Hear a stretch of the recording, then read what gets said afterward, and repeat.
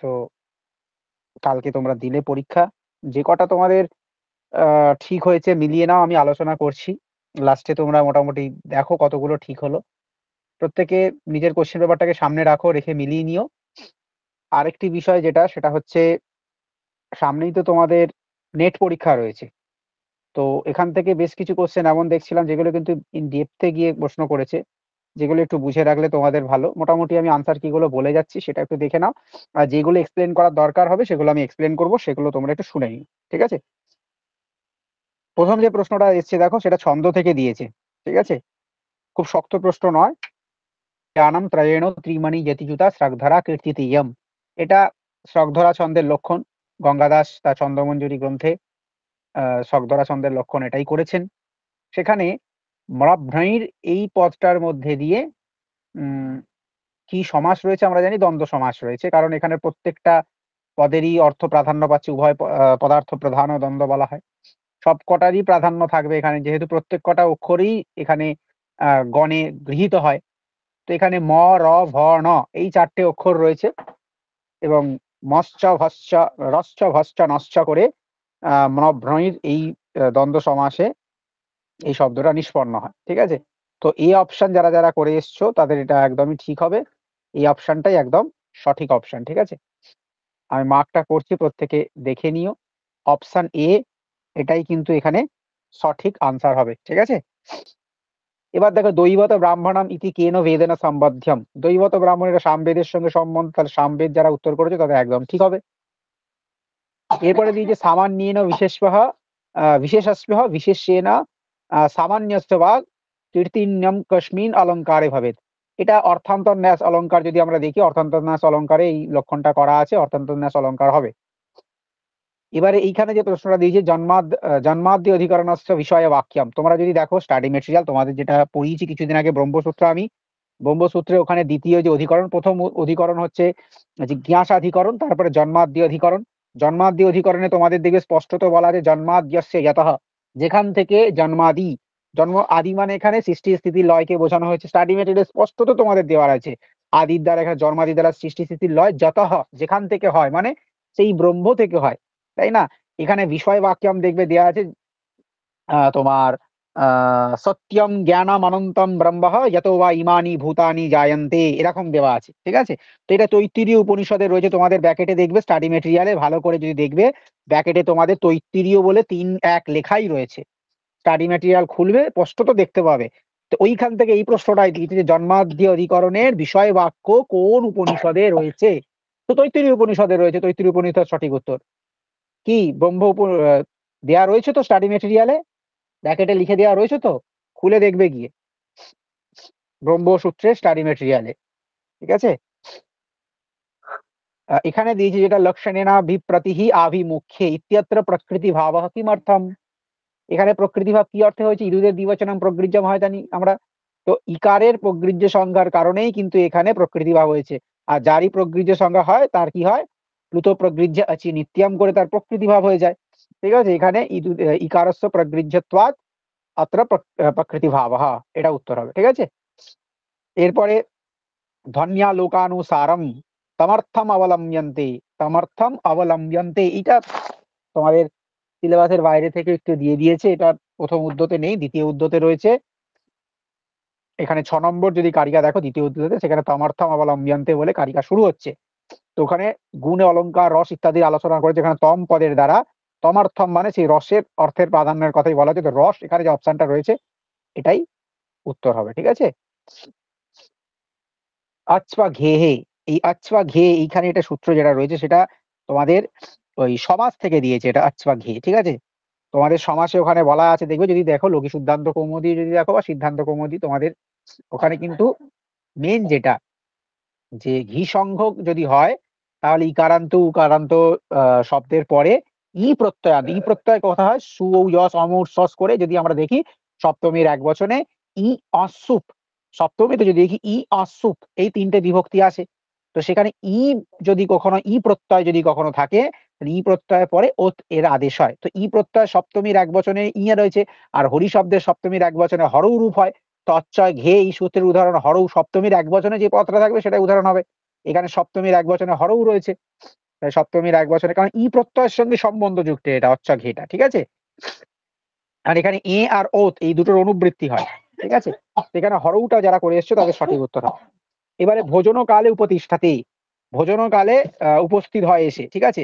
এটা আমরা যদি আত্মনেপদ প্রকরণ যদি দেখি, এখানে আত্মনেপদ প্রকরণে এখানে তাই দিয়েছে যে আত্মনেপদ বিধায়ক সূত্র কি, তোমাদের যে আত্মনেপদ বিধায়ক বা পরস্মী পদের যে লিস্টটা তোমাদের আমি দিয়ে রেখেছিলাম, সেখানে দেখবে অকর্মকাচ্চ বলে একটি সূত্র রয়েছে, যেখানে পরিষ্কার বলা আছে যে উপসর্গ যদি উপপূর্বক এরকম উপসর্গের পর যদি স্থা ধাতু থাকে, তাহলে অকর্মক ধাতুর উত্তর বা অকর্মক ক্রিয়ায়, অকর্মক হতে হবে, সকর্মক হলে হবে না, অকর্মক হলে সেক্ষেত্রে আত্মনেপদী হয়ে যাবে উপপূর্বক স্থা ধাতু। এখানে উপপূর্বক স্থা ধাতুতে তিষ্ঠাতি এরকম রূপ হয়, কিন্তু তার আগে যদি এই উপসর্গ আসে তাহলে উপতিষ্ঠাতে আত্মনেপদের মতো রূপ হয়ে যায়, সেটা অকর্মকাজ এই সূত্র দিয়ে হয়, ঠিক আছে। তো এই উত্তরটা যারা করে এসছে তাদের একদম সঠিক, ঠিক আছে। এবারে সমুদ্রগুপ্তের ভারত দিগ্বিজয়, এটা সমুদ্রগুপ্তে এলাহাবাদ প্রশস্তি রয়েছে, আমরা জানি এলাহাবাদ প্রশস্তিতে ভারত দিগ্বিজয়ের কথা বলা আছে। পদে বর্ণাহ, পদে না বর্ণা বিদ্যন্তে বর্ণেষু অবয়বা ন চ বাক্যাৎ পদানাম অত্যন্তং প্রবিবেক ন কশ্চনঃ। যখন তোমাদের বাক্যপদীয় পড়িয়েছিলাম সেখানে স্ফোট সিদ্ধান্ত পড়ানোর সময় স্ফোটবাদের ওখানে বলা আছে, তোমার 70-এর পর দেখবে 70 থেকে 75-এর মধ্যে তালিকাতে পেয়ে যাবে, স্ফোটবাদে বলা আছে।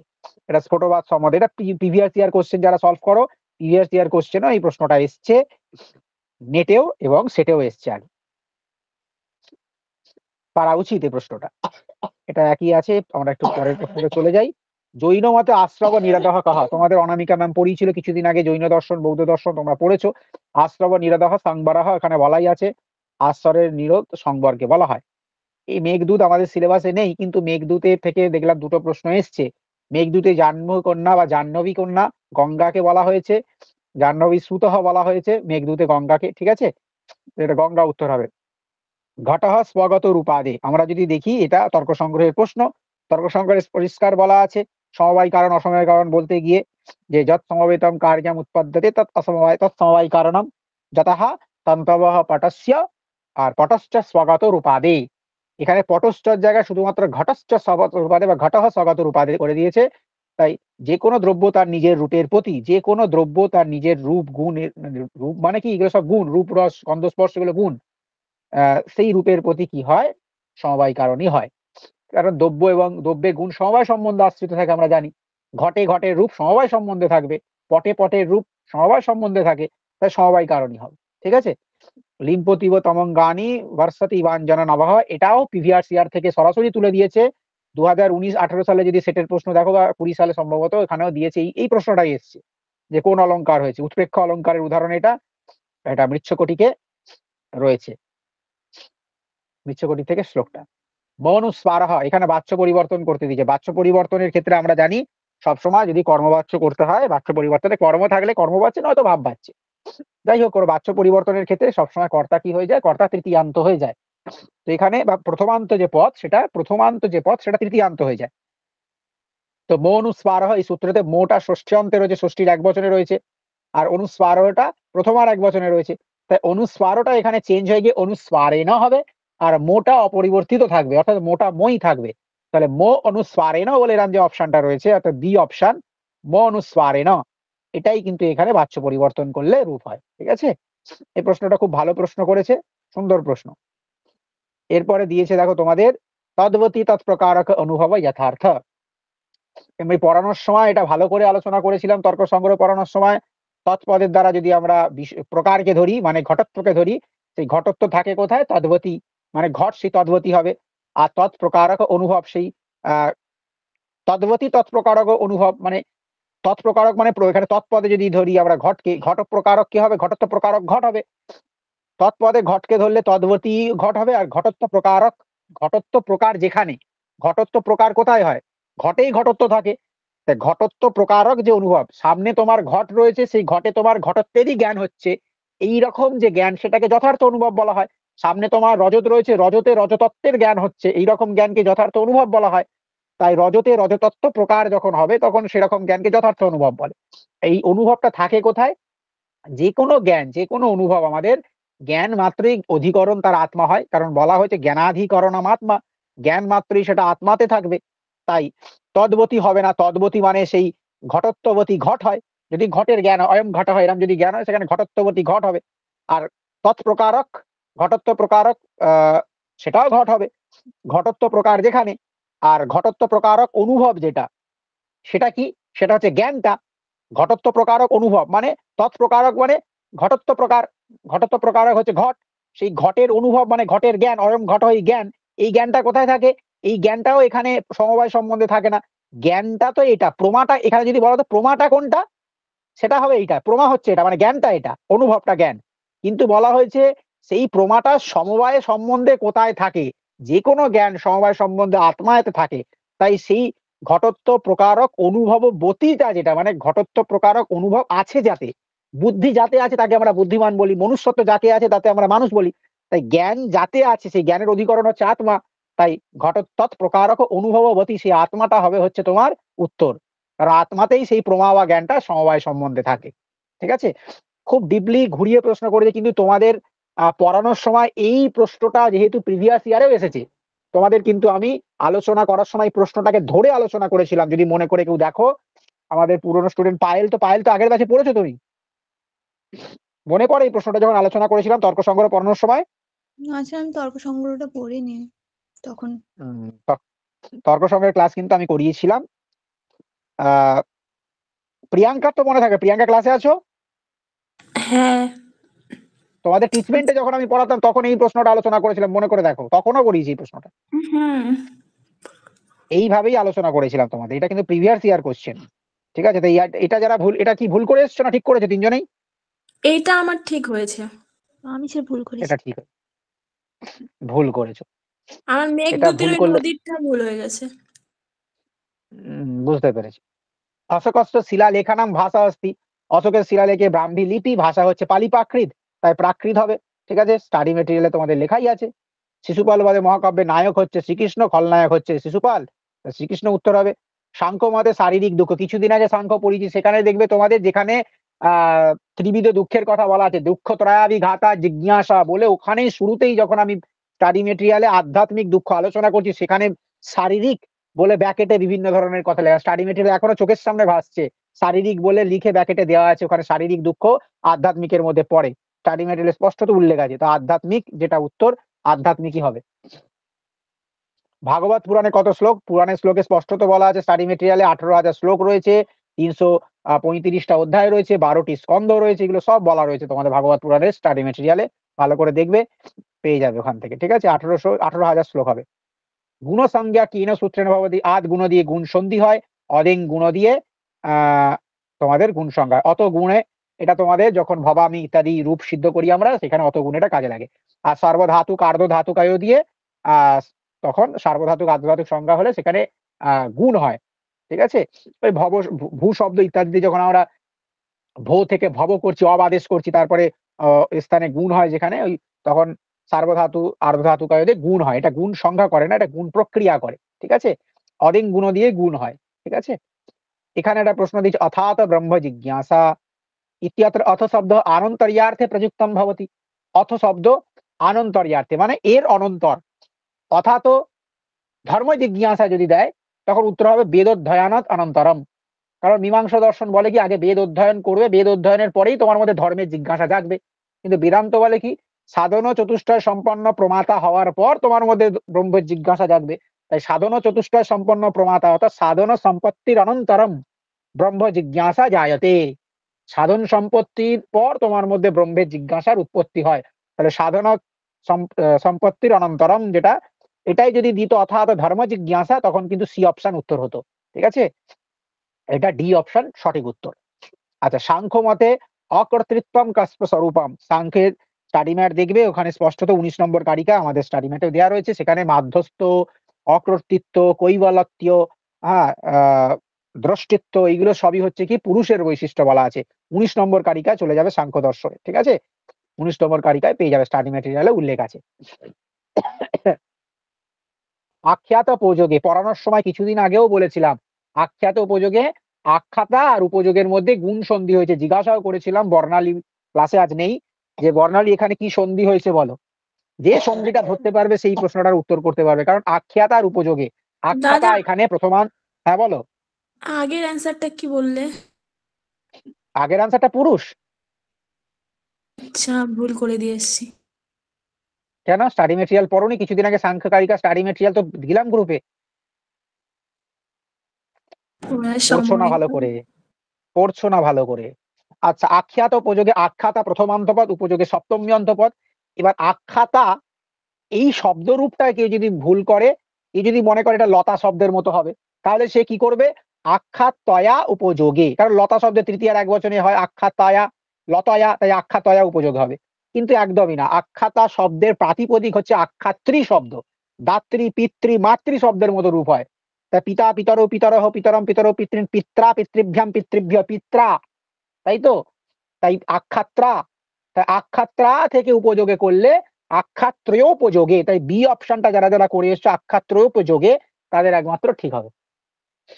কিন্তু অধিকাংশ যারা বুঝতে পারবে না তারা লতা শব্দের মতো রূপ ধরে আখ্যাতয়োপযোগে করে আসবে। আর এই কনফিউশনটা করার জন্যই, মানে এখানে পরীক্ষক তোমাদের থেকে জানতে চেয়েছে যে আখ্যাতা এই শব্দরূপের প্রাতিপদিকের রূপটা তোমরা জানো কিনা। যে জানবে, কারণ উপযোগে সপ্তমী পরিবর্তন হয় না, বাচ্য পরিবর্তনের প্রথমান্তটা তৃতীয়ান্ত হয়ে যায়। আখ্যাতা দাঁত, পিতা শব্দে পিতা, পিতর, পিতর হয়, তাই আখ্যাতা, আখ্যাত, আখ্যাতা আরহ এরকম রূপ হবে। তাহলে তৃতীয়াতে আখ্যাত্রা, পিত্রার মতো, তা আখ্যাত্রা যুক্ত উপযোগে করলে গুণ সন্ধি করে আখ্যাত্র উপযোগে, তাই বি অপশনটা উত্তর হবে। বোঝা গেল? এটা ভুল করেছে কে কে, এবার কে কে ঠিক করেছো বলো? ভুল। আমারও ভুলছে। প্রমিতা? আমি অপশন এ করেছি। আখ্যাতেন উপযোগী, আচ্ছা। আর হয়েছি নর আখ্যাত, শব্দের মতো এটা।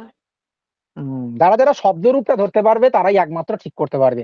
যারা আখ্যাতা শব্দকে বুঝতে পারবে যে আখ্যাত্রী এটা প্রাতিপদিক, দাত্রী শব্দের মতো রূপ হবে, তারাই ঠিক করতে পারবে, নাহলে সকলের ভুল হবে এটা, ঠিক আছে?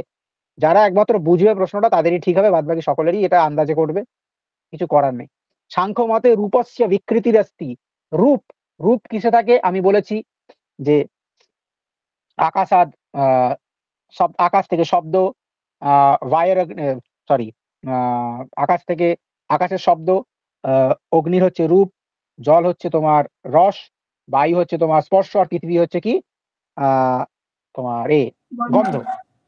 তো এখানে রূপ দিয়েছে, রূপ কার হবে? অগ্নির মধ্যেই রূপ থাকে, অগ্নি হচ্ছে রূপের বিকৃতি, তাই অগ্নি উত্তর হবে, ঠিক আছে? এরপরে তোমাদের যেটা আছে সেটা হচ্ছে, আচ্ছা ধ্বন্যাত্মক, এটা তর্ক সংগ্রহের প্রশ্ন।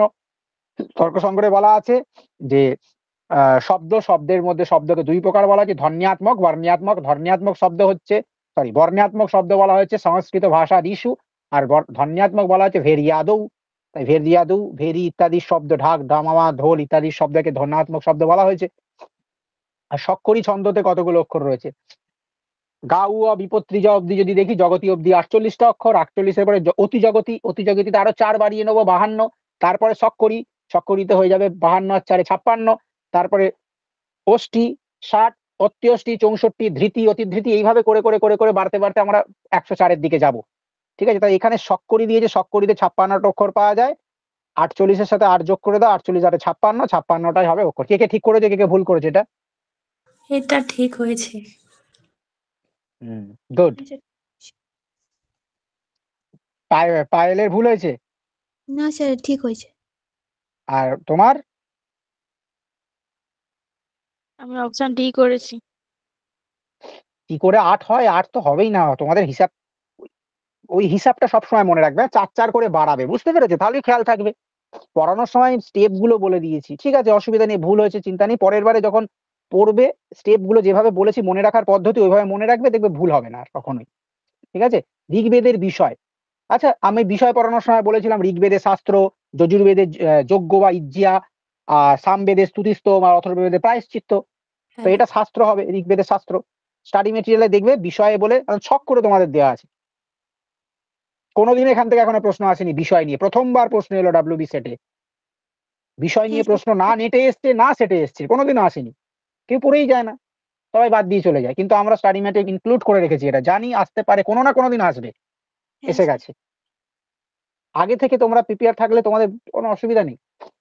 সর্বস্থান, সর্বনাম, স্থান ও সংযোগ সূত্র কি? সর্বনাম, স্থান ও সংযোগ সূত্র সি সর্বনাম স্থানে বলা আছে, সুট অনপুংসকস্য বলা আছে, তোমাদের পড়ানোর সময় ভালো করে আমি বলেছিলাম সুর নপুংসক এবং অনপুংসকের মধ্যে খেয়াল রাখবে, কারণ এখানে হসন্তর পরে অ বেরিয়ে আসছে, এইভাবে বলে বলে পড়িয়েছিলাম, মনে আছে?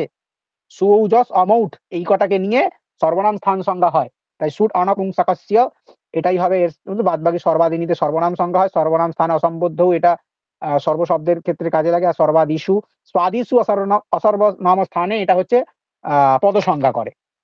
হ্যাঁ, আর তারপরে দিয়েছে পতঞ্জলি মতে অথর্ববেদের কটা শাখা রয়েছে, পতঞ্জলি মতে অথর্ববেদের 9টা শাখা রয়েছে, এটা নিয়ে কোনো সমস্যা নেই, ঠিক আছে, এটাই হবে। এরপরে সাংখ্য মতে আকাশস্য প্রকৃতির অস্তি, আকাশের প্রকৃতি কি?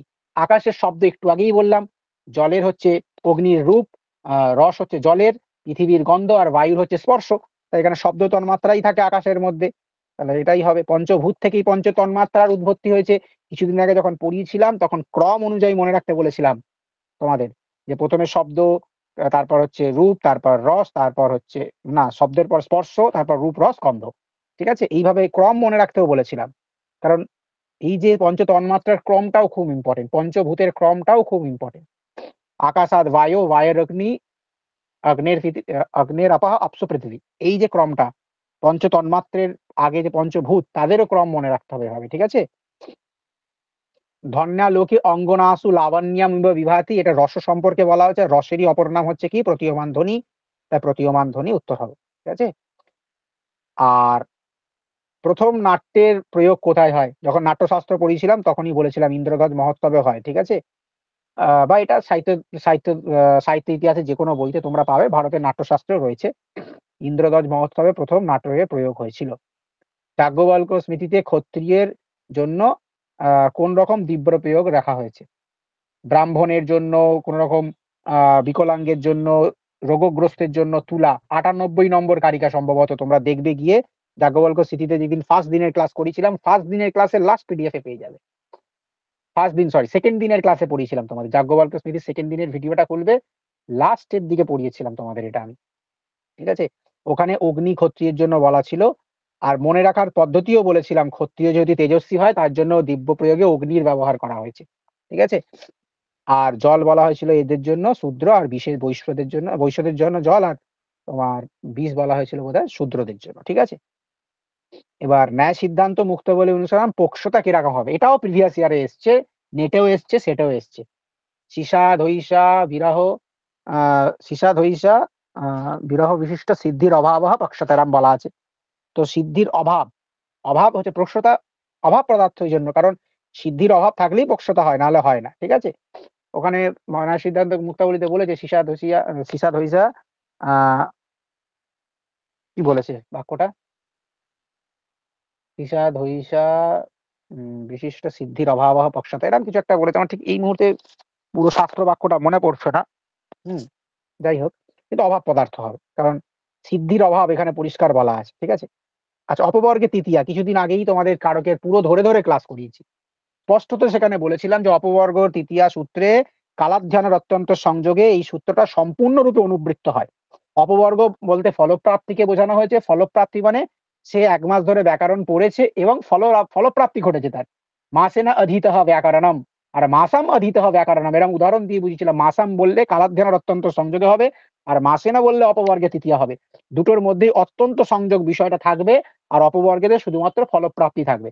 এখানে তৃতীয়া বিধিয়াতে তদ্বারা কিম বোধ্যতে কিম অপবর্গ অত্যন্ত সংযোগশ্চ উভয়ং বোধ্যতে, কারণ অত্যন্ত সংযোগও থাকতে হবে, কারণ কালাধ্যানের অত্যন্ত সংযোগ থেকে অত্যন্ত সংযোগের অনুবৃত্তি হচ্ছে, এটা তো থাকবেই, প্লাস অপবর্গ তো ফলপ্রাপ্তি তো হতেই হবে, না তৃতীয়া হবে না। তাহলে এইটা যারা করে এসছো তাদের এটা ঠিক হয়েছে, ভুল হয়েছে না ঠিক হয়েছে প্রশ্নটা? আমি তো কনফিউশনে ছিলাম, ডি দিতে চাইলাম, পরে 1 নাম্বারটা দিয়েছি। কোনো জায়গায় নেই আচ্ছা বাবু ঠিকই এখানে, বলে। কারণ অপবর্গ ফলপ্রাপ্তি, অপবর্গ বলতে ফলপ্রাপ্তিকে বুঝবো, এটা নিয়ে তো কোনো সমস্যা নেই, এবং পরিষ্কার বোঝা যাচ্ছে যে এখানে আহ কালাধ্যানের অত্যন্ত সংযোগের সূত্রটা অনুবৃত্ত হবে, তাই অত্যন্ত সংযোগও নিতে হবে, কারণ সে 1 ক্রোশ পথ ধরে গেছে এবং বেদের অধ্যয়ন করেছে। ক্রোশেনা আনভা কি উদাহরণটা আমার এই ফোনের মধ্যে, ক্রোশেনা ব্যাকরণাম অধীতঃ, একদিনের মধ্যে অন্যাহা বেদাম অধীতঃ, একদিনে বেদ পাঠ করে ফেলেছে, এরকম উদাহরণ রয়েছে, একদিনের মধ্যেই সে বেদ পাঠ সম্পূর্ণ করে ফেলেছে, উদাহরণগুলো পড়ানোর সময় বলেছিলাম তো না, পথবাচক শব্দ এবং কালবাচক শব্দে যদি অত্যন্ত সংযোগ থাকে এবং ফলপ্রাপ্তি বোঝায়, পথের পরিমাণবাচক শব্দের উত্তর এবং কালবাচক শব্দের উত্তর তৃতীয়া হয় ফলপ্রাপ্তি বোঝালে। তা দুটো তো হবে এখানে। অসৎ করণাৎ, অসৎ অকরণাৎ উপাদান গ্রহণাৎ, এই যে সৎকার্যবাদের যে সূত্র সেখান থেকে দিয়েছে, এখানে বলা হয়েছে এই কোশ্চেনটা একটু কারণ প্রত্যেকটা সৎকার্যবাদের সৃষ্টিতে আমাদের 5টা হেতুর কথা বলা আছে। 5টা হেতুর মধ্যে অসৎ করণাৎ একটি হেতু। তো এখানে হেতুগুলো যদি দেখি, প্রথমের মধ্যে করণাৎ করণাৎ নিতে পারবো না, হবে না। অকরণাৎ হবে না, অসৎ করণাৎ যেটাতে রয়েছে সেটাকে তো আমাকে প্রথমে নিতেই হবে। মানে কার্যম সৎ অসৎ করণাৎ, কার্য সৎ কেন, অসৎকরণ এই হেতুটার জন্যই কার্য সৎ। কারণ সৎকার্যবাদীরা কার্যকে সৎ বলে, সৃষ্টির পূর্বেও কার্য সৎ থাকে, তার পরিপ্রেক্ষিতে তারা 5টা হেতু দিয়েছে, তার মধ্যে একটা হেতু হচ্ছে অসৎ করণাৎ এবং প্রথম হেতু এটাই। তাই কার্যম সৎ অসৎ করণাৎ, কার্য হচ্ছে পক্ষ, সৎ হচ্ছে এখানে সাধ্য এবং অসৎ করণাৎ হচ্ছে এখানে হেতু। অনুমান বাক্যে পক্ষ থাকে, সাধ্য থাকে, হেতু থাকে। এখানে পক্ষ হচ্ছে কার্য, সৎ হচ্ছে সাধ্য এবং অসৎ করণাৎ হচ্ছে হেতু। ঠিক আছে, তাই অনুমানের আকারটা কিরকম হবে, সি অপশনটা এটাই হচ্ছে অনুমানের আকার।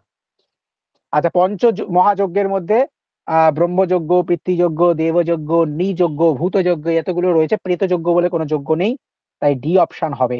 ঠিক আছে, নাস্তি বলেছে, তাই নাস্তি আছে যখন, এটা ডি অপশন হবে। ঠিক আছে, বেদান্ত সারমতে অনির্বাচনীয়ম ভবতি, বেদান্ত সারে অজ্ঞানের লক্ষণ বলতে গিয়ে বলা হয়েছে সদ অসৎ ভ্যাম অনির্বাচনীয়ম, এরম বলা হয়েছে। ঠিক আছে, তো অনির্বাচনীয় অজ্ঞানের লক্ষণই বলা আছে। অনির্বাচনীয়, অজ্ঞানী অনির্বাচনীয় হয়, কারণ যে বিষয়ে আমার অজ্ঞানতা রয়েছে সে সম্বন্ধে আমি কোনো কথা বলতে পারবো না। বচন মানে কি, অনির্বাচনীয় মানে যার সম্বন্ধে তুমি কিছু বলতে পারবে না। এখন তোমাকে যদি আনকরা কোনো একটা জিনিস সম্পর্কে বলতে বলা হয়, তুমি যে সম্বন্ধে যার কোনোদিনও নামই শোনোনি, বলতে পারবে? আজ আমি এই প্রশ্নগুলো নিয়ে 2-4 কথা বলতে পারছি, তার কারণ কি, এটাই তো, আমি এর সম্বন্ধে আমার নলেজ আছে তাই বলতে পারছি, নাহলে বলতে পারতাম না, তাই না? এখন তোমাকে যদি বলা হয় মোবাইল নিয়ে কিছু বলতে, অবশ্যই তুমি বলতে পারবে, কারণ মোবাইল সম্বন্ধে তোমার নলেজ রয়েছে, অজ্ঞানতা নেই। তা যে বিষয়ে তোমার অজ্ঞানতা রয়েছে সেই বিষয় নিয়ে তুমি কিছু বলতে পারবে না। তাই অজ্ঞান সবসময় অনির্বচনীয়, অজ্ঞানকে বাক্য দিয়ে প্রকাশ করা যায় না। ঠিক আছে, ওই জন্য অনির্বচনীয় অজ্ঞানের একটি বৈশিষ্ট্য। হুম, এবার দেখো, যজ্ঞস্য দেবম ঋত্বিজম, এই মন্ত্রটা সবাই জানি, এটা অগ্নিমীড়ে পুরোহিতম যজ্ঞস্য দেবম ঋত্বিজম হোতারাম রত্নধাতমম বলা আছে, এই অগ্নি সূক্তের এটা রয়েছে। হুম, তারপর মনুস্মৃতির 2য় অধ্যায় প্রতিপাদ্য বিষয় কি, মনুস্মৃতির 2য় অধ্যায় সংস্কারের কথা বলা আছে, তাই সংস্কার হবে। রাজধর্ম হচ্ছে তোমার 7ম অধ্যায়, জগৎ উৎপত্তি বিষয় 1ম অধ্যায় বর্ণনা করা হয়েছে। বানপ্রস্থ বিধি সম্পর্কে সম্ভবত 3য় বা 4র্থ অধ্যায়, 3য় অধ্যায় সম্ভবত হবে হয়তো, বা আলোচনা করা হয়েছে। ঠিক আছে, এবার ঋগ্বেদের ঋত্বিক, হোতা, সামবেদের ঋত্বিক উদ্গাতা, যজুর্বেদের ঋত্বিক অধ্বর্য এবং অথর্ববেদের ঋত্বিক ব্রহ্মা। তো এটা ঋগ্বেদের ঋত্বিক দিচ্ছে, তাই হোতা হবে। ঠিক আছে, এরপরে যেটা রয়েছে যক্ষস চক্রে কান্তা, এটা তোমাদের প্রথম শ্লোক, কশ্চিৎ কান্তা বিরহ গুরুনা, না ওটা তো নয়, তোমাদের ওই কশ্চিৎ কান্তা বিরহ গুরুনা, হ্যাঁ এটাই, কশ্চিৎ কান্তা বিরহ গুরুনা, এই শ্লোকটাতেই আছে। যক্ষস চক্রে জনকতনয়া স্নান পুণ্য উদকেষু স্নিগ্ধ ছায়া তরুষু বসতিম রাম গিরিয়াশ্রমেষু। ঠিক আছে, প্রথম প্রথম এটা হচ্ছে মেঘদূতের প্রথম শ্লোক, যেখানে যক্ষা বসতিম চক্রে, যক্ষ বসবাস করলো কোথায়, রামগিরি আশ্রমেষু, রামগিরি আশ্রমে ছিল। তো রামগিরি আশ্রমের বিশেষণ কি আছে, সপ্তমীতে রয়েছে, অধিকরণে সপ্তমী, তার বিশেষণ সেই যে রামগিরি আশ্রম কিরকম, সপ্তমী অন্তঃপদ দেখো দুটো রয়েছে এখানে, কিরকম, জনক তনয়া স্নান পুণ্য উদকেশী, অর্থাৎ জনক তনয়াকে সীতার স্নানের দ্বারা পুণ্য প্রাপ্ত হয়েছে এরকম জলে পরিপূর্ণ যে রামগিরি আশ্রম, একটা বিশেষণ। আর একটা দিয়েছে যেখানের এমন আশ্রম যেটা স্নিগ্ধ ছায়া তরুষু, যেখানে তরুর ছায়ায়, স্নিগ্ধ ছায়ায় পরিপূর্ণ যে রামগিরি আশ্রম, সেখানে যক্ষরাহ বসতিম চক্রে, সেখানে যক্র বসবাস করছিল। ঠিক আছে, এই যে বসতিম চক্রে, সেখানে কি রামগিরি আশ্রমে শুধু এখানে তোমাদের দেয়নি, এই রামগিরি আশ্রমের বিশেষণ হচ্ছে, বিশেষণ সবসময় কি করে, যেমন আমি বলি এই ফুলটি লাল, লাল ফুলটি লাল, ফুলটাকে কি ফুল হচ্ছে এখানে বিশেষণগুলো কি, সেই লাল বা ফুলটি সুন্দর গন্ধযুক্ত, মানে তত্ত্বদ বিশিষ্টে হচ্ছে সেই ফুলটা। তাই এখানে রামগিরি আশ্রমটা হচ্ছে সেই তত্ত্বদ বিশিষ্ট, এই তত্ত্বদ বিশিষ্ট এটাই উত্তর হওয়া উচিত। ঠিক আছে, এটা তাও একটু সি অপশনটা নিয়ে আমার একটু কনফিউশন আছে।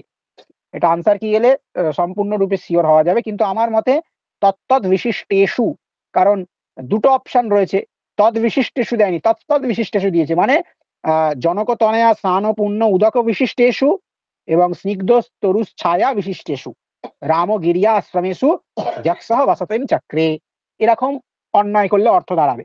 তো ডিপলি প্রশ্ন দিয়েছে। এই প্রশ্নগুলো যদি কেউ ভুল করে, তোমরা কেন, ম্যাক্সিমাম ছেলে মেয়ে ভুল করবে, যারা আহ অত সত্যি কথা বলতে গেলে সবার এত আমি তো অপশন সি দিয়েছি। আমি সবাই তাই অপশন দেবে। ডি দিয়েছি। যাই হোক, অপশন অপশন ডি ডি। যে দিয়েছে তার, অপশন ডিটা যে দিয়েছে তার ঠিক হওয়ার চান্স 99%, কিন্তু 1% আমি সংশয় রয়েছে আমারও যে সি হবে কিনা, কারণ এখানে স্পষ্টরূপে রামগিরিয়া আশ্রমেষু শব্দটা উল্লেখ করে দেয়নি, ডট ডট দিয়ে ছেড়ে দিয়েছে। ঠিক আছে, তাই যেই শ্লোকটা পড়েনি তার পক্ষে জানা সম্ভব না অ্যাকচুয়ালি কার কোথায় বসবাস করছে। রামগিরিয়া আশ্রমেষু এটা যে কারিকাটা পড়েছে সেই একমাত্র বুঝতে পারে শ্লোকটা। তো এটা ডি হতে পারে 99%, কিন্তু 1% আমি সি এর জন্য ছেড়ে যাচ্ছি। আনসার কি এলে তোমরা দেখে নেবে কি উত্তর করে। সাংখ্য মতে সত্ব গুণস্ব স্বভাবঃ, সাংখ্য গুণের সুখাত্মক বলা হয়েছে। ঠিক আছে, আর চলনাত্মক হচ্ছে রজ, এবং দুঃখাত্মক বা মহাত্মক তমকে বলা হয়েছে। তো এটা এই অপশন উত্তর হবে। গোপী ইত্যত্র ইশ কেন সূত্রে না, আমি তোমাদের বারবার বলেছিলাম স্ত্রী প্রত্যয়ে কি করতে হবে, সূত্রগুলো আর কিছু ইম্পর্টেন্ট সূত্র বলে দিয়েছিলাম, তার উদাহরণগুলো পড়ার কথা বারবার বলেছিলাম, কারণ যে কোনো সময় একটা দিয়ে বলে দেবে কোন হয়েছে, কোন সূত্র দিয়ে হয়েছে। গোপী, এই গোপী এটা পুং যোগাদ আখ্যাম দিয়ে ইশ প্রত্যয় হয়, ইশ প্রত্যয় সূত্র এটা। আর তোমার হ্যাঁ সি অপশনই হবে এটা, ঠিক আছে। এরপরে অপোন্নতি অলঙ্কারে এটা দিয়েছে, এখানে দিয়েছে ইত্যত্র অপোন্নতি উদাহরণে উপমান উপমেয় কীদৃশ সাদৃশ্যমস্তি, উপমান এবং উপমেয়ের মধ্যে কি রকম সাদৃশ্য রয়েছে। মানে অ্যাকচুয়ালি নিষেধ মুখে অপোন্নতি অলঙ্কার আছে, নিদম নবমণ্ডলম অম্বুরাশি, এরকম শ্লোক রয়েছে সাহিত্য দর্পণে। তারপরে শ্লেষ মুখে একটি অপোন্নতি অলঙ্কারে স্বীকার করেছেন, সেখানে এই অপতিতয়া শব্দটার দ্বারা কিন্তু শ্লেষ করা হয়েছে। হ্যাঁ, এখানে কালে বাড়ি ধারানাম অপতিতয়াহ নৈব শক্যতে স্থাতুম, অর্থাৎ এতটাই বৃষ্টি হচ্ছে বাড়ি ধারাতে, জলে আমরা জানি জলে এত বৃষ্টি হলে যদি জল ভিজে যায়, মাটি পেছল হয়ে যায়, সেখানে কেই বা স্থির থাকতে পারে, সবাই পিছলে পড়ে যাবে। ওই জন্য বলছে, ঠিক আছে, যে উৎকণ্ঠিতাসি তরলে নহি হি সখী পিচ্ছিল পান্তাহা, অর্থাৎ এই পথ কি পিচ্ছিল নয় সখী, এই পথে কেই বা না পড়ে গিয়ে থাকবে। তো এখানে এই অপতিত তয়া দিয়ে দুটো, অর্থাৎ এই বৃষ্টির ওয়েদারে, এই বর্ষার দিনে কেই বা অপতি হয়ে থাকতে পারে, অর্থাৎ পতিকে ছেড়ে থাকতে পারে কি, অর্থাৎ সবাই পতির কামনা করবে, এরকম একটা অর্থ বোঝাচ্ছে। এবং কেই বা এই বর্ষার পিচ্ছিল পথে কেই বা না পতিত হয়ে থাকতে পারে, অপতিতয়া। এখানে দুটো অর্থ বুঝিয়েছে, অপতিতয়া মানে পতি ভিন্ন কেই বা থাকতে পারে এই বর্ষার দিনে, বা এই বর্ষার দিনে কেই বা না পড়ে গিয়ে থাকতে পারে। এইখানে অপতিতয়া শব্দের দ্বারা শ্লেষ করে এই অলঙ্কার হয়েছে, তাই অপতিতত্বম, কেই বা না পড়ে গিয়ে থাকতে পারে এরকম, ঠিক আছে। আর কেই বা অপতিতম মানে কেই বা পতি ছাড়া থাকতে পারে, তাই অপতিতত্বম শব্দ যার মধ্যে রয়েছে, অপতিতত্বম শব্দের দ্বারা এখানে শ্লেষটা ব্যক্ত হয়েছে। হ্যাঁ, তো এখানে ডি অপশনটা যারা যারা করে আসবে, বা যে ডি অপশনটা এখানে উত্তর হবে। বাড়ি ধর কালেহে সমান পদ প্রতিপদ্যত্বেন অপতিতত্বম, এটাই হওয়া উত্তর, ঠিক আছে। এটাই উত্তর হওয়া 100%, এটাই হওয়ার চান্স, ঠিক আছে। কারণ এখানে অপতিত শব্দের দ্বারা শ্লেষ ব্যক্ত হয়েছে, অপতিত শব্দটা কোথাও নেই, পিচ্ছিল অর্থ তো নেই, কারণ পিচ্ছিলে তো বোঝাই যাচ্ছে একটা অর্থ, কারণ পিছিয়ে গেলে মাটি পিছিল, তাই পড়ে যাবে, কিন্তু সেখানে তো ওই পতি ছাড়া থাকা যায় না, এরকম অর্থ প্রকাশ পাচ্ছে না। তারপরে ঘটমানত্বম এরকম কিছু নেই, পতিতত্বম বলতে গেলে শুধুমাত্র পতিতে পড়ে যাওয়াকে বোঝাচ্ছে, কিন্তু এখানে তো সেরকম অর্থ করেনি, কেই বা না পড়ে গিয়ে থাকতে পারে, কেই বা পতিকে ছেড়ে থাকতে পারে, এরকম অর্থ বুঝিয়েছে। তো অপতিতত্বমটাই এখানে হবে, কারণ শ্লোকেও কিন্তু অপতিতয়া এরকম অর্থই রয়েছে, ঠিক আছে। এরপরে সাংখ্য মতে পঙ্গুবৎ বর্তাতে, সাংখ্য মতে পঙ্গুবৎ, পঙ্গুকে অন্ধকে কিছুদিন আগে উদাহরণ দিয়ে বুঝিয়েছিলাম আমরা, যে প্রকৃতি হচ্ছে কি কর্তা হলেও সে নিশ্চল, সে চুপচাপ বসে থাকে, সে কিছু করতে পারে না। কিন্তু যেমন আমরা বলেছিলাম, একজন অন্ধ, একজন খোঁড়া যদি হয়, অন্ধ তাকে পথ দেখাতে পারবে, ঠিক আছে, অন্ধ তাকে পথ দেখাতে পারবে, আর পঙ্গু কি করবে, পঙ্গু তাকে নিয়ে যাবে পথ দেখিয়ে, তাই না। তাই প্রকৃতি চেতন, তার মধ্যে কি রয়েছে, কিন্তু চেতন হলেও তার মধ্যে ক্রিয়া নেই, ঠিক আছে। পুরুষ অচেতন হলেও তার মধ্যে ক্রিয়া আছে, সে সক্রিয়। প্রকৃতি কিন্তু, পুরুষ কিন্তু নিষ্ক্রিয়। তাই পুরুষ পঙ্গু কিন্তু চোখে দেখতে পায়। ঠিক আছে? প্রকৃতি যদি ওকে কাঁধে বসিয়ে নেয় তাহলে কিন্তু প্রকৃতি এবং পুরুষ একই সাথে নিজের অস্তিত্ব সিদ্ধ করে ফেলতে পারবে। তাই এখানে পঙ্গু বলতে পুরুষকে বোঝানো হয়েছে। তাই তো? পুরুষ কে কে উত্তর করে এসছো? পুরুষ না প্রকৃতি? পুরুষ না প্রকৃতি মানে? কে পুরুষ তো পঙ্গু কে চেতন। অন্ধ? চেতন মানেটা কি? চেতন তো দেখতে পায় চোখে কিন্তু চলতে পারে না পুরুষ। পুরুষ তো দেখতে আহ, পায় চোখে। চেতন মানে তো সে চোখে দেখতে পারে, সে অন্ধ নয়। সে পঙ্গু, সে দেখতে পায়। পুরুষ চেতন মানে তো চোখে দেখতে পাবে। সে অন্ধ নয়। কিন্তু সে পঙ্গু, কাজ করতে পারে না। ঠিক আছে? আর প্রকৃতি কি? প্রকৃতি হচ্ছে অন্ধ, অর্থাৎ সে অচেতন কিন্তু সক্রিয়। প্রকৃতির পুরুষের বৈশিষ্ট্যের মধ্যে ওখানে স্পষ্ট করে স্টাডি ম্যাটে লিখে দিয়েছি। অচেতন কিন্তু সক্রিয়, পুরুষ চেতন কিন্তু নিষ্ক্রিয়। স্টাডি ম্যাটেরিয়ালে দেওয়া নেই? হুম?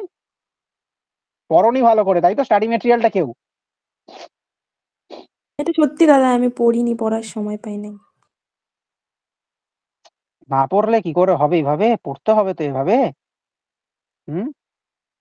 ওখানে কিন্তু তোমাদের স্পষ্টত করে আমি উম তোমাদের স্টাডি ম্যাটেরিয়ালের ৫ নম্বর পাতা আমি নিজে এখন খুললাম। ইচ্ছা করে খুললাম গ্রুপটায় ঢুকে। ভালো করে দেখো ৫ নম্বরে পরিষ্কারভাবে লেখা আছে যে উদাসীন পুরুষ কর্তার ন্যায় আচরণ করে। এইভাবে পুরুষের মুক্তির জন্য, প্রধান আদির ভোগের জন্য পঙ্গু অন্ধের মতো পুরুষ এবং প্রকৃতি সংযুক্ত হয়ে ব্যক্ত জগতের সৃষ্টি করে। তো পঙ্গু হচ্ছে পুরুষ, অন্ধ হচ্ছে প্রকৃতি। ৫ নম্বর পাতায় চলে যাও, তোমরা প্রত্যেকে পেয়ে যাবে লাস্টে। পড়ানোর সময় বুঝিয়ে পড়িয়েছিলাম। কাঁধে বসিয়ে নিয়ে যাওয়ার উদাহরণ দিয়ে পড়িয়েছিলাম। কিছুদিন আগেই পড়িয়েছি। অব্যয়ভাব সমাসে অধোলিখিতেষু মতেষু কিম শুদ্ধ্যম। এখানে এটা ব্যাকরণের প্রশ্ন, একটু এক্সপ্লেন করলে অনেকটাই করতে হবে, কিন্তু এইটুকুনি জানো তোমরা যে এখানে এমন কোনো নিয়ম নেই যে কোনো একটা পদকে অব্যয়ভাব হতে হবে, পূর্বপদ উত্তর পদকে অব্যয়ভাব হতে হবে, এরকম কোনো নিয়ম নেই। কিন্তু হ্যাঁ, সমাস নিষ্পন্ন হওয়ার পর যে পদটা, সমাসবদ্ধ পদটা নিষ্পন্ন হয় সেটা অবশ্যই অব্যয় সংজ্ঞা হবে। কারণ অব্যয়ভাব সমাস পদ নিষ্পত্তির পর অব্যয় সংজ্ঞাই প্রাপ্ত হয়, সেরকম নিয়ম রয়েছে। তাই এখানে পূর্ব এবং উত্তর পদের মধ্যে যে কোনো একটাকে অব্যয় হতে হবে এরকম কোনো নিয়ম নেই। অব্যয় না হলেও সন্ধি হয়। ঠিক আছে? নদী ভিষ্ঠা ইত্যাদি সূত্র দিয়ে যে দেখা পঞ্চ নদম পঞ্চ গঙ্গম, এই যে উদাহরণগুলো পাই, এখানে পঞ্চ একটা কালবাচী সংখ্যাবাচক শব্দ, গঙ্গাতেও কোনো অব্যয় নেই কিন্তু পঞ্চগঙ্গম সন্ধি হয়েছে অব্যয়ভাব সমাস নদী ভিষ্ঠা সূত্র দিয়ে। তো সেখানে যদি অব্যয় হতো তাহলেই একমাত্র এরম নিয়ম থাকলে সমাস হতে পারতো। দুটোর মধ্যে একটাও অব্যয় হতে হবে এরম কোনো নিয়ম নেই, অব্যয় ছাড়াও হতে পারে। তাই ডি অপশনটা এখানে অধিক গ্রহণযোগ্য। আচ্ছা, নিমিত্ত কারণস্য উদাহরণ, নিমিত্ত ঘটের প্রতি দণ্ড, চক্র, এগুলো হচ্ছে নিমিত্ত কারণ হয়। ঠিক আছে? এরপর পারে মধ্যে ষষ্ঠ্যাবা, যে পারে মধ্যে কে কে সপ্তমী উত্তর করে এসছো বলো?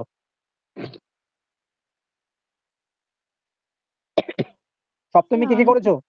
আমি করেছি সপ্তম। বাকি দুজন, বাকিরা সবাই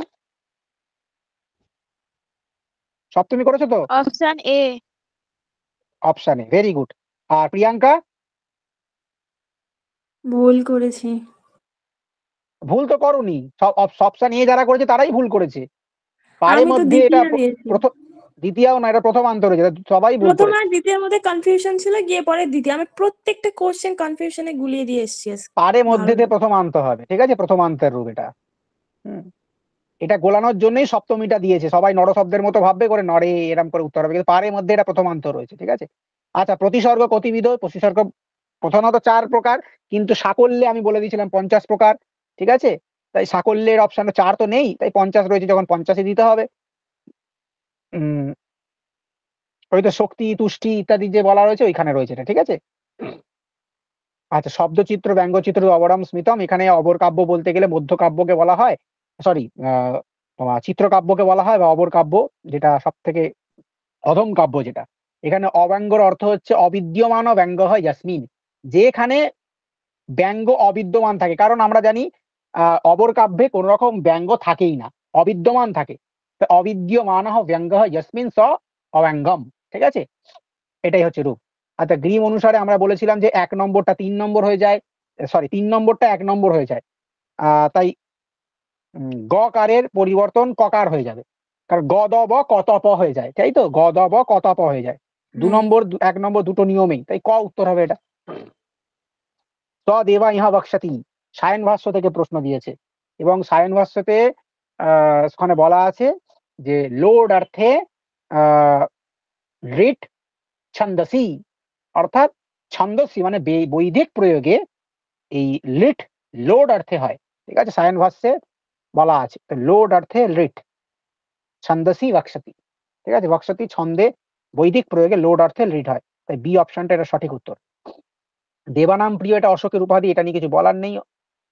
আচ্ছা, যৎ জাগ্রত দূরম উদয়িতি দৈবম, এটা শিবসংকল্প সূক্তের প্রথম মন্ত্র। শিবসংকল্প সূক্ত শুক্ল যজুর্বেদের বনদেবতা যাজ্ঞবল্ক ঋষি ত্রিষ্টুপ ছন্দ। অধলিখিতেষু কাহা প্রমা ভবতি, প্রমা যদি দেখি আমরা, প্রত্যক্ষ রয়েছে, অনুমিতি রয়েছে, উপমিতি রয়েছে, শব্দবোধ রয়েছে, এগুলো সব। আর প্রমিতি মানেই তো প্রমা, যে কোনো প্রমিতি জ্ঞানের বিষয়, সেটা প্রমা হবেই। স্বপ্ন কিন্তু কোনোভাবেই প্রমা হয় না। আচ্ছা, প্রমিতি, স্যার উপমিতি, হ্যাঁ প্রমিতি, নভবতী। হ্যাঁ নভবতী স্বপ্ন হবে। স্বপ্ন কখনো প্রমা হয় নাকি? স্বপ্ন জ্ঞান হয়, হ্যাঁ। জ্ঞানের। প্রমিতি, প্রমিতি মানে কি? জ্ঞানের বিষয়, তাই না? প্রমিতি, প্রকৃষ্টেন মিয়াতে ইতি প্রমিতি, না প্রমিতি। স্বপ্ন বলে তো কোনো প্রমা আমি পাইনি, এটা স্বপ্নই হবে। হুম, স্বপ্নই হবে। 54 আর 55 বাদ গেছে। আচ্ছা, বাদ গেছে না। আচ্ছা, অগ্নিবিদ্যা বিবেচকা, অগ্নিবিদ্যা যম নচিকেতার কাছে যখন গেছিল, তার যমের এর জন্য সে অপেক্ষা করছিল, সেখানে আমরা দেখেছিলাম যে সে যদি না আসে, তো পাহারা 3 দিন সে যে অপেক্ষা করেছিল, যম ফিরে এসে তাকে 3টে বর দিয়েছিল, তার মধ্যে অগ্নিবিদ্যা ছিল একটি। সে 3টে বর চেয়েছিল, প্রীতি সন্তোষ, অগ্নিবিদ্যা, আর হচ্ছে তোমার আত্মতত্ত্বের জ্ঞান। তো অগ্নিবিদ্যা বিবেকের কথা কঠোপনিষদেই রয়েছে, ঠিক আছে। একস্মিন ধর্মনি বিরুদ্ধ নানা ধর্ম অবগায়ী জ্ঞানম হচ্ছে সংশয়, কোথায় আছে? সি অপশন, সংশয়। দ্বিকটিক জ্ঞান বলা হয়, পড়ানোর সময় বলেছিলাম।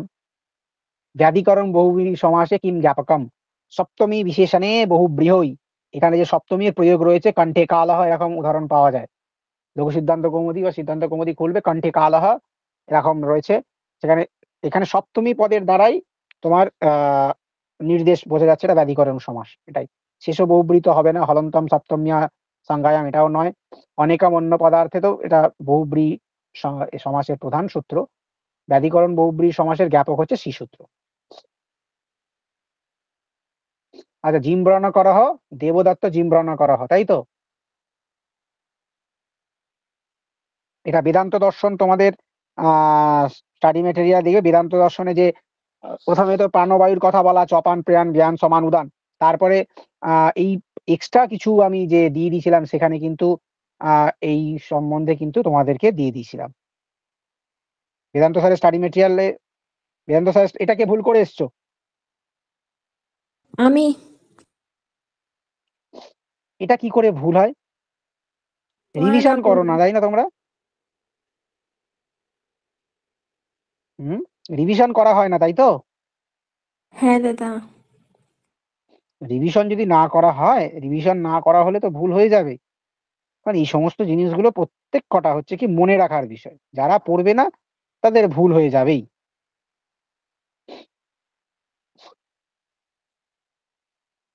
একটা পোষণা করা হয়, খুদ করা হয়, হ্যাঁ, এই সমস্ত সবকিছু বলা আছে। এগুলো নিয়ে ডিটেলে পরে আবার আলোচনা করব আমি। বান্ত ই প্রত্যয়, এখানে ই এর অর্থ কি? ই প্রত্যয় বা এখানে সন্ধি, যখন আমরা পড়েছিলাম অসন্ধি, ওখানে গাব্যম নব্যম, এই যে রূপটা সিদ্ধি হচ্ছে, ওখানে বান্ত ই প্রত্যয় এই শুরুটা রয়েছে। এখানে বলা আছে যকারাদৌ, এরকম দিয়েই বৃত্তিটা শুরু হচ্ছে, অর্থাৎ যকারাদি এরকম যদি আদি থাকে, তাহলে অব এবং ও স্থানে অব এবং ও স্থানে অব, ও স্থানে আবের আদেশ হয়, ঠিক আছে। তোমাদের ওটা সন্ধি প্রকরণে রয়েছে, অৎসন্ধি প্রকরণ যদি খোলো, অৎসন্ধি প্রকরণে পেয়ে যাবে, ঠিক আছে। তো এখানে যকারাদৌ যে অপশনটাতে রয়েছে, ইয়ের দ্বারা এখানে যকারাদিকে বোঝানো হয়েছে, সি অপশনটা রাইট হবে। এরপরে আমাদের জৈমিনীয় ব্রাহ্মণের নামান্তর। জৈমিনীয় ব্রাহ্মণের নামান্তর হচ্ছে তবলকার ব্রাহ্মণ। স্টাডি মেটেরিয়ালে তোমাদের স্পষ্টত উল্লেখ করা রয়েছে এবং বলেছিলাম পড়ানোর সময় যে সায়নাচার্যের মতে সামবেদের 8টি ব্রাহ্মণ, বাকি সবাই 9টি ব্রাহ্মণ স্বীকার করে। একমাত্র আহ সায়নাচার্য যিনি তিনি কিন্তু তবলকার ব্রাহ্মণ বা জৈমিনী ব্রাহ্মণকে স্বীকার করেনি, তাই সামবেদে 8টি ব্রাহ্মণ উনি স্বীকার করে। কিং বেদাঙ্গম বেদ পুরুষস্য স্তোত্রম শিক্ষা ঘ্রাণম তু বেদস্য কল্পহস্তু অথ পঠ্যতে জ্যোতিষমায়ণম চক্ষু নিরুক্তম সত্রম উচ্যতে। নিরুক্তম সত্রম উচ্যতে, নিরুক্তম হবে। হুম। মুখকে ব্যাকরণ বলাতে শিক্ষাকে। এরপরে ককারের ঘোষ রূপ, বর্গে বর্গে প্রথম অঘোষ বলা আছে, বর্গের প্রথম দুটো বর্ণকে অঘোষ বলা হয়েছে, ঠিক আছে। তাহলে প্রথম দুটো যদি অঘোষ হয় তাহলে পরের দুটো সঘোষ, তাহলে এখানে ককারের অঘোষ রূপ হয়ে যাবে গকার, কারণ এখানে খকার তো নিজেই অঘোষ, তাই গকার অপশনে রয়েছে, গকার উত্তর হবে। এরপরে যেটা রয়েছে সুপাত, সুপাত শোভন পাদৌ ইয়াস্যহ সুপাত, হ্যাঁ, সুন্দর পা বিশিষ্ট যে সেই শোভন হবে, এটা বহুব্রী সমাসের উদাহরণ। অন্য পদার্থ প্রধান বহুব্রী হয়েছে এখানে। যাজ্ঞবল্ক্য স্মৃতি অনুসারে স্বগ্রোত্তের ইতরেণ বা উৎপন্ন পুত্র ক্ষেত্রজহ কথ্যতে, ঠিক আছে। যাজ্ঞবল্ক্য সংহিতা যখন পড়েছিলাম দ্বাদশ পুত্র পড়ানোর সময়, সেখানে ঔরস ক্ষেত্রজহ এই সমস্ত সব অপশন ছিল। ঔরস পুত্র তো পিতৃপৈতামহান, সরি পিতৃপৈতামহ, পিতৃর ঔরস থেকে যে জন্মায় তাকে ঔরস পুত্র বলা হয়। আর ক্ষেত্রজ পুত্র হচ্ছে তোমার এটা, তোমার যেটা এ থেকে জন্মায়, স্বগোত্রেণ ইতরেণ বা উৎপন্ন পুত্র ক্ষেত্রজহ কথ্যতে, ঠিক আছে। এরপরে আমাদের যেটা রয়েছে কাব্যশাস্ত্রীয় তথ্য, কাব্যশাস্ত্রীয় তথ্য অগ্নিপুরাণে কাব্যশাস্ত্র বিষয়ে আলোচনা করা হয়েছে। তোমাদের অগ্নিপুরাণ যেখানে পুরাণের স্টাডি ম্যাট আছে ওখানেও দেখবে বলা আছে যে কাব্যশাস্ত্র বিষয়ে বিস্তৃত আলোচনা পাওয়া যায়। চম্পু রামায়ণ, ভোজরাজের লেখা চম্পু রামায়ণ, অশ্বহস্ত কোনো চম্পু লেখেনি, সেমেন্দ্র লেখেনি, পণ্ডিতরাজ লিখেছে কিন্তু অন্য নাম। জমজমি আরেকটা সংবাদ সূক্ত, কাব্যশাস্ত্রী। অগ্নিপুরাণ, অগ্নিপুরাণে তো কাব্যশাস্ত্র বিষয়ে আলোচনা রয়েছে। এবার দেখো বিষ্ণু পুরাণে যে নেই এটাও বলা যাবে না, কিন্তু অগ্নিপুরাণে রয়েছে, বিষ্ণু পুরাণেও রয়েছে।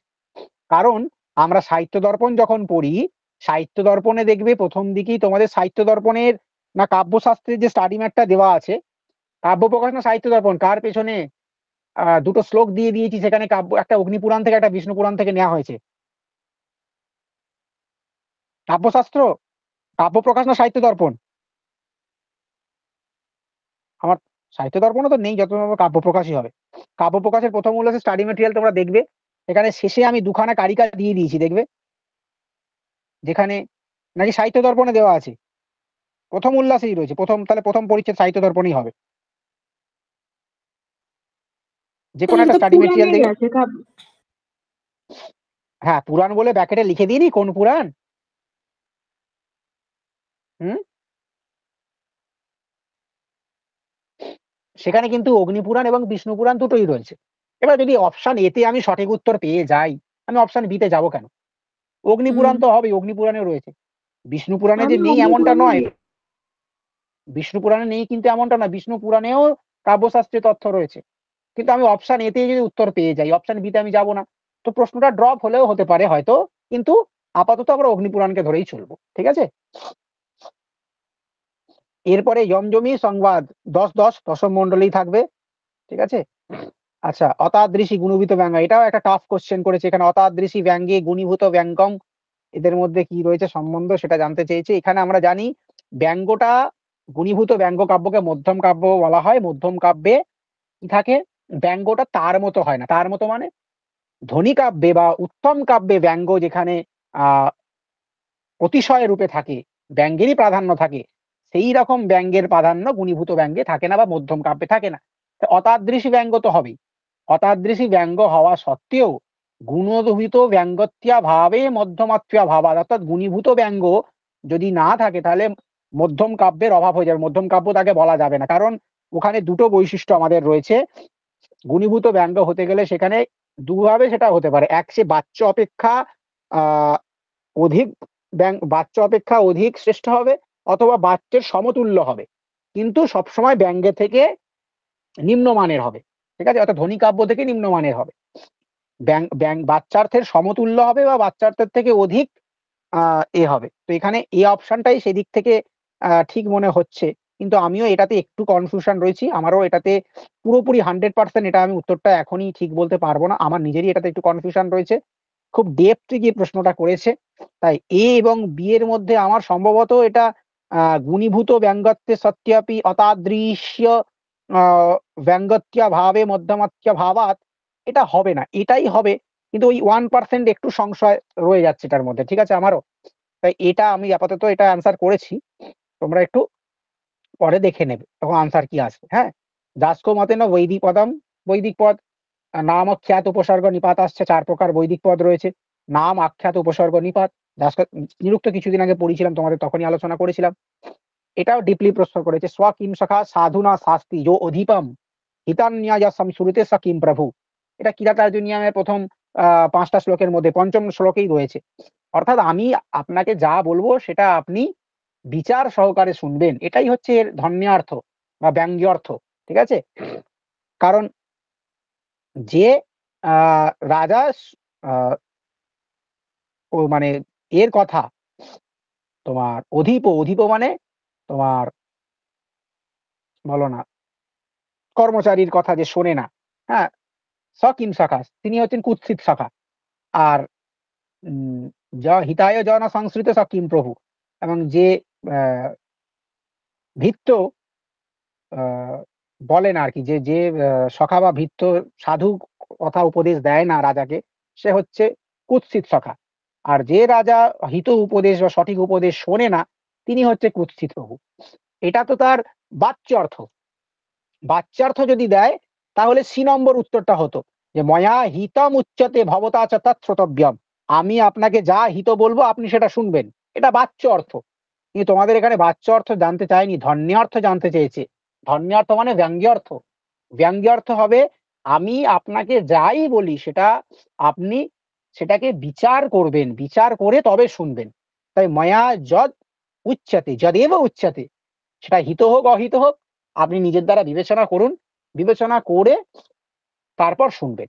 তো এই অপশনটাই এখানে অধিক গ্রহণযোগ্য আমার মতে। কিন্তু যদি আ ৩ নম্বর বা সি টা যদি উত্তর দেয়ও, ধন্যার্থ হলে সি উত্তর হওয়ার কথা না, এটাই উত্তর হওয়ার কথা। তো এই অপশনটাই আমার মতে ঠিক এখানে। ঠিক আছে? আমি পরীক্ষা দিলে আমি এই অপশনটাই উত্তর করতাম। সি করতাম না। কারণ এখানে ধন্যার্থ বলেছে। ধন্যার্থ মানে কিন্তু ব্যঙ্গ্যার্থ।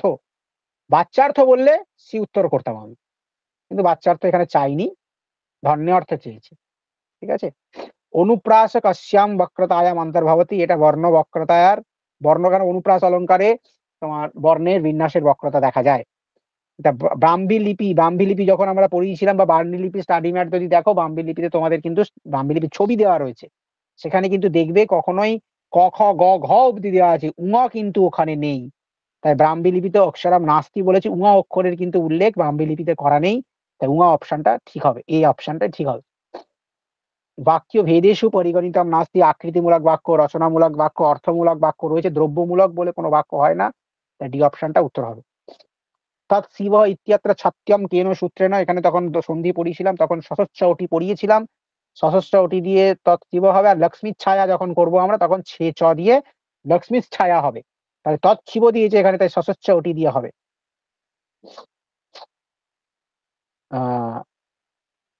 ওই তালবস সকারের স্থানে সকারের আদেশ হয়। সশস্ত্র ওটি দিয়ে ছত্ত হয়ে। ঠিক আছে? এরপরে ভবভূতে কাব্য শৈলী।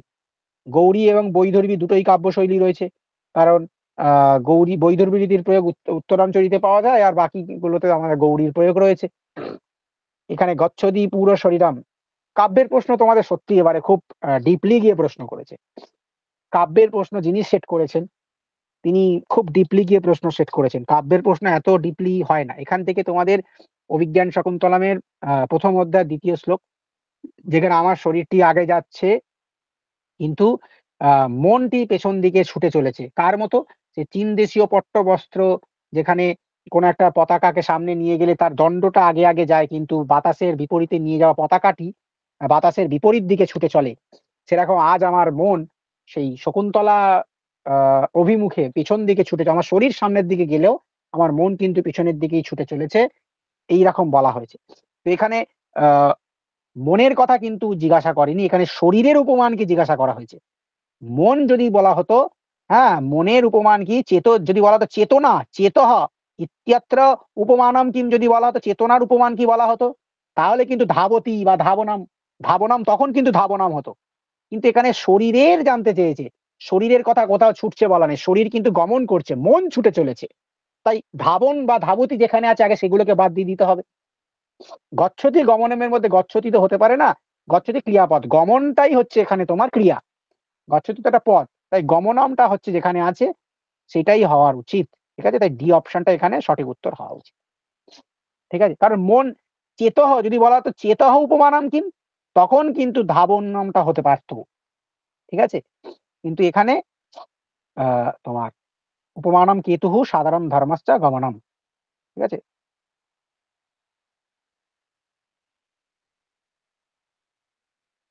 এবার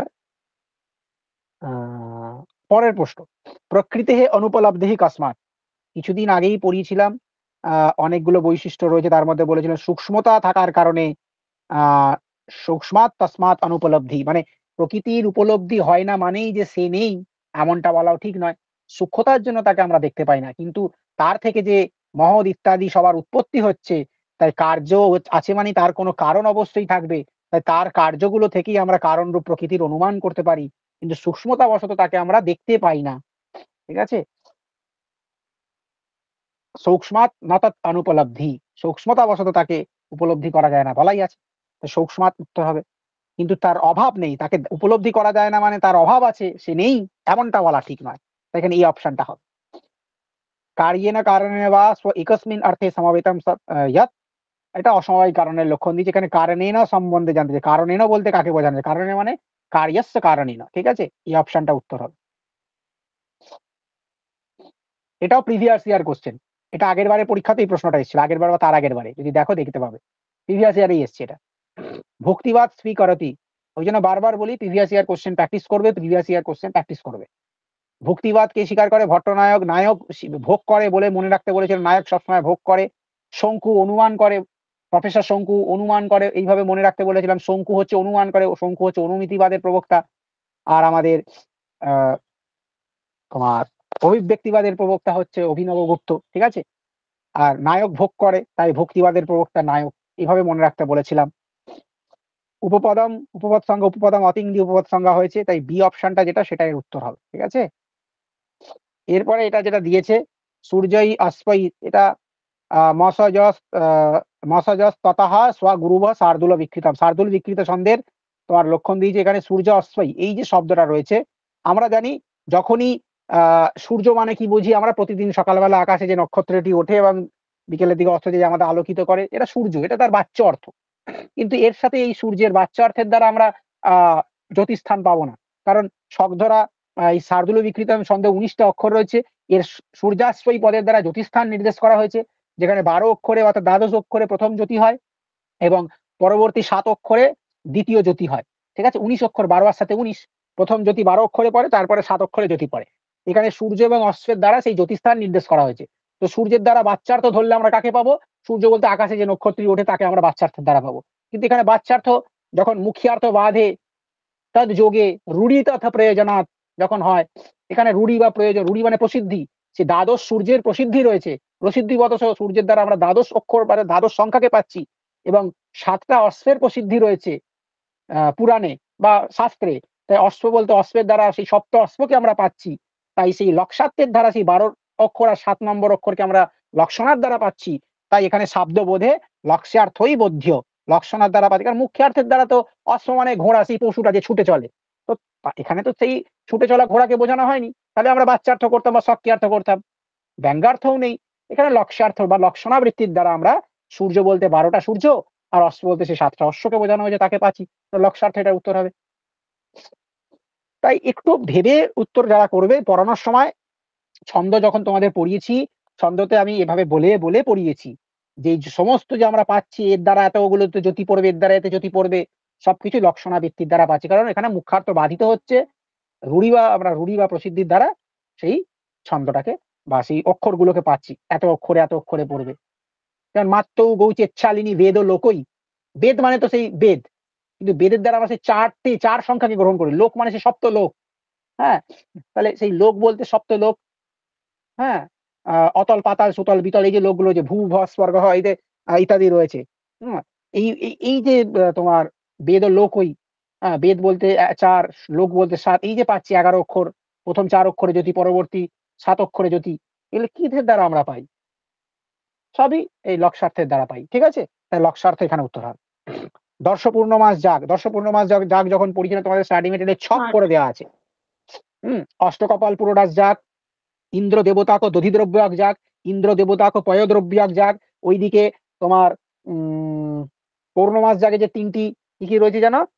একাদশ কপাল পুরোটাস যাগ রয়েছে, অগ্নি সমীয় একটা কি যাগ রয়েছে, আর উপাংশু যাগ, অগ্নি সমীয় উপাংশু যাগ রয়েছে, আর একটা একাদশ কপাল পুরোটাস যাগ রয়েছে, আর একটা কি যাগ রয়েছে, দেখ 6টা যাগ টোটাল রয়েছে। ঠিক আছে?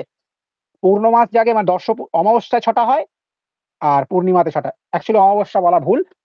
একটা শুক্ল প্রতিপদাতে হয় 6টা যাগ, 3টে যাগ, আর কৃষ্ণ প্রতিপদাতে হয় 3টে যাগ, টোটাল 6টা যাগ হয়। ঠিক আছে? এরপরে আমাদের যেটা রয়েছে হিমবত গঙ্গা প্রবাহতী, এটা ভুব প্রবাহ দিয়ে হয়েছে। প্রথম প্রকাশ স্থল যেখানে কিছুদিন আগেই পড়িয়েছি, ভুব প্রবাহ দিয়ে হবে হিমবত গঙ্গা প্রবাহতী। ঠিক আছে? পঞ্চমী অপাদান কারক হয়েছে, অপাদান কারক হওয়ার পর অপাদানে পঞ্চমী দিয়ে পঞ্চমী বিভক্তি। তারপর ঋষেহে পরাশরস্য পুত্র, পরাশরের পুত্র হচ্ছে কৃষ্ণ দ্বৈপায়ন বেদেশব্যাস সত্যবতী, এবং পরাশর সত্যবতী মায়ের নাম, বাবার নাম পরাশর। মহাভারত যেখানে স্টাডি মেটেরিয়াল দেওয়া আছে প্রথমেই দেখবে পিতামাতার নাম দিয়ে দিয়েছি পরাশর এবং সত্যবতী। আর পালন করেছিল কে জানো? কোন রাজা? হুম, আমি মনে তো আর নেই। এখন রিভিশন করি না, অনেকদিন চর্চা নেই আমার। তোমাদের তোমাদের সময় আমি কিন্তু চর্চা করতাম, প্রচুর রিভিশন করে, তখন মনে ছিল, কিন্তু এখন আমার ভুলে গেছি পালক রাজাটার নাম কি, ভুলে গেছি গো, পেটে আসছে মুখে আসছে। যাই হোক, সুপূজায়াম ইত্যত্র অব্যাদ আচ্ছা, অব্যাদাপ সুপহ, এখানে অব্যয় হলেই তবে সুপের দাপ হয়ে যায়, মানে সুপের লোপ হয়ে যায়। ঠিক আছে? কিন্তু সব সুপূজায়াম এখানে সুয়ের লোপ হয়নি, কারণ সু অব্যয় নয়, তাই হয়নি। ইহ স্বহ ন স্বর ন অব্যয়ত্বাৎ, স যেখানে যেহেতু এটা অব্যয় নয়, সুয়ের সপ্তমীর ষষ্ঠীর এ করে স্ব হয়ে গেছে এখানে, স্বর ন অব্যয়ত্বাৎ ইহ ন সুর লোপহ, এখানে সুয়ের লোপ হয়নি, কারণ অব্যয় হলেই তবেই দাপ হবে সুপের। এখানে সুপের দাপ হয়নি, কারণ এখানে এটা অব্যয় নয়, অব্যয় না হওয়ার কারণে এটা দাপ, অব্যয় দাপ, অব্যয় লোপ হয়নি, সুয়ের লোপ হয়নি। অব্যয়ভাব সমাসে এটা কাজে লাগে। ঠিক আছে? নলচম্পু, এটাকে ত্রিবিক্রম ভট্টের লেখা। ত্রিবিক্রম ভট্ট কোন অপশনে রয়েছে? প্রথমেই রয়েছে ত্রিবিক্রম ভট্ট, এই অপশনটা উত্তর হবে। আচ্ছা, রক্ত সংজ্ঞা অনুনাসিকাহা, রক্ত সংজ্ঞা ঋক্পাতে সাক্ষ্যে আমরা পড়েছি। আচ্ছা, শাকুন্তলা নাটকে বিদূষকা ভবতি, মাধব্য হচ্ছে শকুন্তলা নাটকের বিদূষক, অভিজ্ঞান শকুন্তলমে মাধব্য, স্বপ্নবাসব দত্তমে বসন্ত, আর মিচ্ছকটিকে মৈত্রেয়। ঠিক আছে? আর কুসুমাকরহ, এটা কোন থাকার আমার ঠিক জানা নেই, বলতে পারবো না, এটা অন্য কোনো ক্যারেক্টারের নাম দিয়ে দিয়েছে হয়তো, এরকম করে বিদূষকের নাম আমার জানা নেই। কুসুমাকরহ বলতে পারবো না আমি। মনুস্মৃতিতে 12টা অধ্যায় রয়েছে, 12টা অধ্যায়ের ক্রম নেটের জন্য ভালো করে পড়ে রাখতে বলেছি, পড়ে রাখবে। উপৈতি, উপৈতি এত্তে ধাত্পস্যু, এত্তে ধাত্যুৎসু, কারণ এতি রয়েছে, উপএতি, এর ধাতু রূপে এতি আসে আমাদের, তাই এত্তে ধাত্যুৎসু। কে কে বৃদ্ধির আদেশ করেছো বলো? আমার কনফিউশন ছিল, আমি এতে ভেবেছিলাম, পরে বৃদ্ধির আদেশ দিয়ে দিয়েছি। যা, জানি তো, এটাই কনফিউশন করবে ছেলেমেয়েরা। আচ্ছা, রামহ পঠতি, রামা পঠতি অর্থাৎ সত্য প্রধানম, সত্য প্রধানানি নামানি, বলাই আছে নিরুক্তের যাস করতে, আমরা পেজ যাস করতে নিরুক্তেতে। আর ভাব প্রধানম আখ্যাতম, এখানে পঠতি, এটা হচ্ছে ভাব, তাই তো, এটা হচ্ছে ভাব, ভাবটা কোনটা? এটা ভাব, পঠতি হচ্ছে ভাব, ভাব প্রধানম আখ্যাতম বলা আছে, তাই পঠতি ভাব। আর সত্য প্রধানী নামানি, সত্য হচ্ছে নামপদ, রাম হচ্ছে নামপদ, তাই এখানে সত্য প্রধানী নামানি দিয়ে রামটা যেটাতে অপশনে রয়েছে সেটাই উত্তর হবে, রামহ এখানে উত্তর হবে। ঠিক আছে?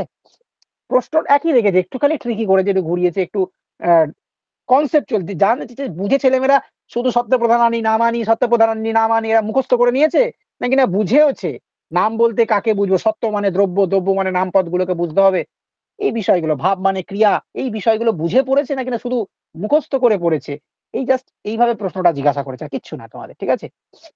সমাজ শাস্ত্রের প্রথমা নির্দিষ্ট উপসর্জনম বলা আছে, আর কিছুই নেই, এটা অব্যয়ভাব সমাস বা যে কোনো সমাসের ক্ষেত্রে এবং উপসর্জন সংজ্ঞা হয়, আর উপসর্জন হলেই তার কি হয়, উপসর্জনাম পূর্বম দিয়ে তার পূর্বে প্রয়োগ হয়। এরপর যেটা রয়েছে কাদম্বরের সহচরীকে, মদলেখা হচ্ছে কাদম্বরীর সহচরী, এটা এটা তো মদলেখাই হবে। পত্র লেখা। কেন পত্র লেখা হবে কেন? পত্র লেখা তো হচ্ছে ওই পত্রবাহক যে ছিল তার কন্যার নাম। এই কাদম্বরীর বিশেষ সহচরীর নাম পত্র লেখা ছিল। কোথায় পড়েছো পদলেখা? কাদম্বরীর সহচরী কাদম্বরীতে মদলেখা। পত্রলেখা হচ্ছে ওই কুলতাধিপতি যিনি ছিলেন তার হচ্ছে পুত্রী ছিল পত্রলেখা। মদলেখা হচ্ছে তোমার কাদম্বরীর সহচরী। নাকি আমি ভুল বলছি? আমার তো তা তো মনে নয়, কাদম্বরীতে এটা আমি দেখতে মদলেখা গো। হবে। তুমি তো আমাকে কনফিউজ করে দিলে গো। আমার তুমি শিওর আমি 100%? শিওর বলতে আমি পড়েছিলাম যখন আমার খুব মানে শিওর মনে হচ্ছে যে পত্র লেখা হবে। এবার কিন্তু আমার তো তোমারটা আবার শুনে শিওর আমি মনে হচ্ছে কনফিউজ। মদলেখা হবে। তাহলে আমি একবার বুঝলি? দেখতে হবে ওটা। তাহলে দেখে নিয়ে আমাকে একটু কনফার্ম করো তো, ঠিক আছে? ওকে, তা আমি যতদূর জানি মদলেখাই হবে, এটা তা তুমি কনফার্ম করো, ঠিক আছে? ঠিক আছে। এরপরে অভিজ্ঞান শকুন্তলে বেত্রবতী কার নামান্তর? বেত্রবতী হচ্ছে প্রতিহারীর নামান্তর হবে, ঠিক আছে? প্রতিহারীকে বেত্রবতী যিনি রাজার দ্বারপালক ছিলেন, দুষ্যন্তের দ্বারপালক ছিলেন। এরপরে সাংখ্যায়ন শাখা, আস্ফলায়ন শাখা, মান্ডুকায়নী শাখা, এগুলো সব ঋগ্বেদের শাখা। 5টা শাখা রয়েছে চরণ গুহের মতে। এরপরে কৃষ্ণেন রজসা বর্তমানঃ, কৃষ্ণেন রজসা এই শব্দের দ্বারা এখানে সবিতা সূক্তে এটা রয়েছে। সবিতা সূক্তে সম্ভবত এটা 6 বা 7 নম্বর মন্ত্র সূক্ত, ঠিক আছে? মন্ত্রাংশে সবিতা সূক্তে এটা রয়েছে। সর্ববিদ্যানাম প্রদীপঃ, প্রদীপ সর্ববিদ্যানাম, আশ্রয় সর্বকর্মানাম, তারপরে আশ্রয় সর্বধর্মানাম, আহ আহ্নিক শিখি মাতাহা বলা আছে। তা আহ্নিক শিখি সম্পর্কে এটা বলা আছে। এটা যখন আমরা অর্থশাস্ত্র পড়েছি, অর্থশাস্ত্রে বিদ্যা সমুদ্দেশ প্রকরণে আহ আহ্নিক শিখি বিদ্যার প্রসঙ্গে বলতে কি আহ্নিক শিখি বার্তা ইত্যাদি প্রসঙ্গে আলোচনা করা হয়েছে। আহ্নিক শিখি সম্পর্কে ওখানে বলা আছে, তাই তো? এই হচ্ছে 100টা প্রশ্ন। তো মোটামুটি প্রত্যেকে আশা করি মিলিয়ে নেবে কার কটা ঠিক হলো না হলো।